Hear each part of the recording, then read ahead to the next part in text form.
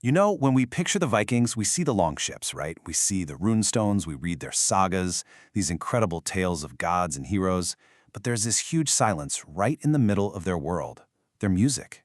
I mean, they left us nothing, no notation, no written melodies. So let's dive into this central mystery. What did the Viking Age actually sound like? But here's the thing you might not know. That sound that we all associate with Vikings, the thunderous orchestras, the epic, booming choirs, it's pretty much a complete invention. As the source material puts it, it's a modern idea, and it's just as fake as those horned helmets they famously never, ever wore. So first things first, we've got to clear away all that fantasy. So that's the big question, right? This is what's driving our whole investigation today. We're going to sift through these tiny fragments of evidence, move past all the pop culture myths, and try to piece together a much more authentic picture of the Norse soundscape. Think of us as historical detectives on the hunt. And this slide right here just lays it all out so clearly. On the left, you've got the myth, that huge, brass-heavy sound from Wagner's 19th century operas, the fantasy of a bard strumming a lute in the corner. But the actual evidence on the right, it points to something completely different, a world of chanted poetry, not some grand orchestra. Now, archaeology does give us a few tantalizing clues. We found instruments like the Kravic lyre, which was probably a simple stringed thing used for accompaniment, and bone flutes for, everyday music. But here's the problem. These things are silent. They're just objects. They can't tell us what melodies they played or how they were performed. And that famous lyre horn? Get this, it's from the Bronze Age. That's nearly 1,500 years before the Vikings even showed up. Okay, so if the physical instruments are basically a dead end for finding melody, where do we go from here? Well, this is where our investigation takes a really fascinating turn, away from dusty old artifacts and into the living, breathing structure of their words. Believe it or not, the answer is hiding in their literature, specifically a collection called the Poetic Edda. See, these poems, they weren't just meant to be read quietly to yourself. Their very structure is a kind of musical notation. The rhythm, the cadence, the alliteration, it's all there, like a ghost of a melody embedded right in the language itself. And it all comes down to this one crucial term, ljóðaháttr.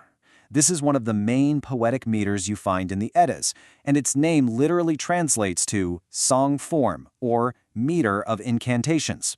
The name itself is this massive clue, right? It's screaming at us that this wasn't just poetry. Its whole identity is tied to being performed out loud with your voice. So let's break this down, because it's basically a musical blueprint. You have two long lines that are connected by alliteration. That creates a kind of tension. And then a third, shorter line comes in and gives you the release. It's this rhythmic pattern of tension and resolution, almost like a call and response that practically forces you to chant or sing it. You can almost feel the cadence just by looking at it. And this gets to the very heart of how the Norse thought about music, especially vocal music. For them, it wasn't just about having a good time in a meat hall. As this quote gets at, the act of performing, of using your voice in the structured way, was often seen as a form of power. It was a kind of magic. Which brings us to this incredible practice called galdur. The word itself comes from gala, which means to crow. That alone gives you a sense of the sound, right? Probably high-pitched, maybe a little piercing. This was, literally, sung magic. The Eddas describe it as a way to cast spells where the sound itself wasn't just carrying the magic, the sound was the magic. It was a technology for changing the world around you. Now, obviously, we can't just go back in time and listen to ancient galdur, but we can get a really good functional analogy by looking at the indigenous Sami people of northern Scandinavia.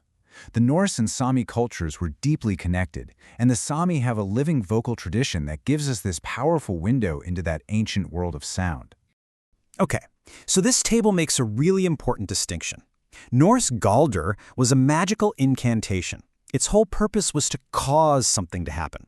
The Sami joik, on the other hand, is an evocative song.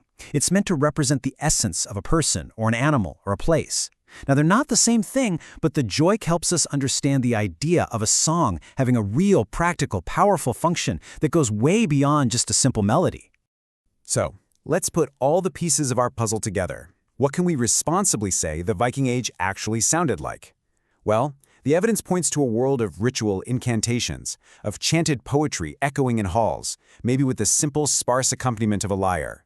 And what's definitely absent is that giant, orchestral soundtrack that we've totally invented for them. In the end, we're left with this really powerful and kind of poignant reality. The music of the Vikings isn't something we can ever truly get back. It just exists now as an echo, a rhythmic pulse that we can still feel in the meter and the bones of their incredible poems. The voice is gone, but its ghost is still there in the words.